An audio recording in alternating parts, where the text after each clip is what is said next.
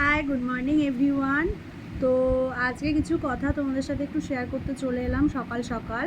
সেটা হলো আমাদের শারীরিক ফিটনেস। এখন বর্তমান যুগে দাঁড়িয়ে মানুষের না লাইফস্টাইলটা এমন হয়ে গেছে, কেউ কেউ আছে অফিসের তাগিদে সকালবেলা বেরোচ্ছে বাড়ি থেকে বেরোচ্ছে, মানে বাড়ির খাবার হয়তো তার বানিয়ে দেওয়ার কেউ নেই, সে খেতে পাচ্ছে না, তাকে দোকানের কেনা খাবার খেতে হচ্ছে, কিংবা অফিসে গিয়ে অফিসে তেল মশলা দেওয়া খাবার খেতে হচ্ছে। এইগুলো রেগুলার যখন আমাদের শরীরের ভেতরে প্রবেশ করছে, আস্তে আস্তে দীর্ঘদিন জমতে জমতে আমাদের শরীরে দেখা দিচ্ছে হাই কোলেস্টেরল, যেটা এখন বেশিরভাগ মানুষের সমস্যা।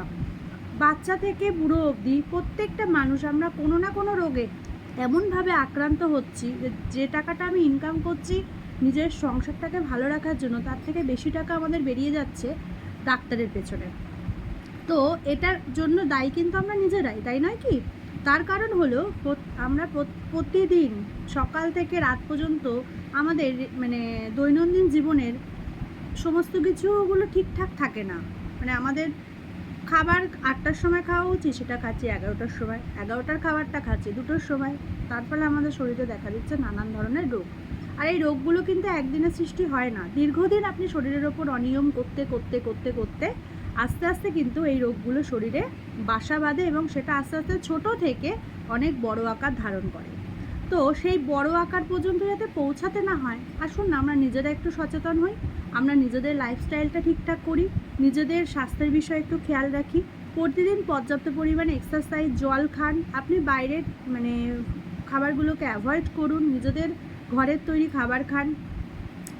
স্বাস্থ্য আপনার, সেটাকে ভালো রাখার দায়িত্বও কিন্তু আপনার। আপনার স্বাস্থ্য খারাপ হলে কষ্টটা আপনাকে ভোগ করতে হবে, পাশের লোক এসে আপনার কষ্ট ভোগ করবে না।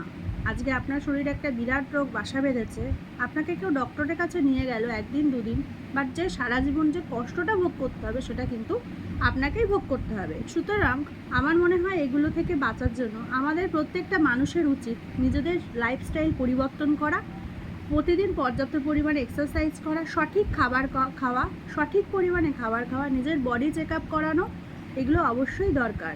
কারণ কোলেস্টেরল এমন একটা জিনিস যেটা আপনার শরীরকে ধীরে ধীরে মৃত্যুর দিকেও এগিয়ে নিয়ে যেতে পারে।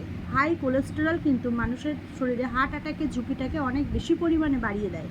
তাই জন্য কি হয়, কোলেস্টেরলটাকে আপনার কমানোর জন্য আপনার সবার আগে উচিত প্রচুর পরিমাণে এক্সারসাইজ করা এবং ফ্যাট জাতীয় খাবারটাকে পুরো ইগনোর করা। আপনি প্রচুর শাকসবজি খান, প্রচুর ফল খান, দেখবেন আপনার শরীরে ভিটামিনের যে ঘাটতি ছিল সেটা অনেকটা পূরণ হবে। আপনি সঠিক খাবার খান, আপনার শরীরে যে খাবারটুকু প্রয়োজন আপনি সেইটুকু খান, অতিরিক্ত কিছু না, দেখবেন আপনার শরীর অনেক সুস্থ হয়ে গেছে। যে টাকাটা আপনি ডাক্তারের পেছনে দিচ্ছিলেন সেটা দেখবেন আর লাগছে না।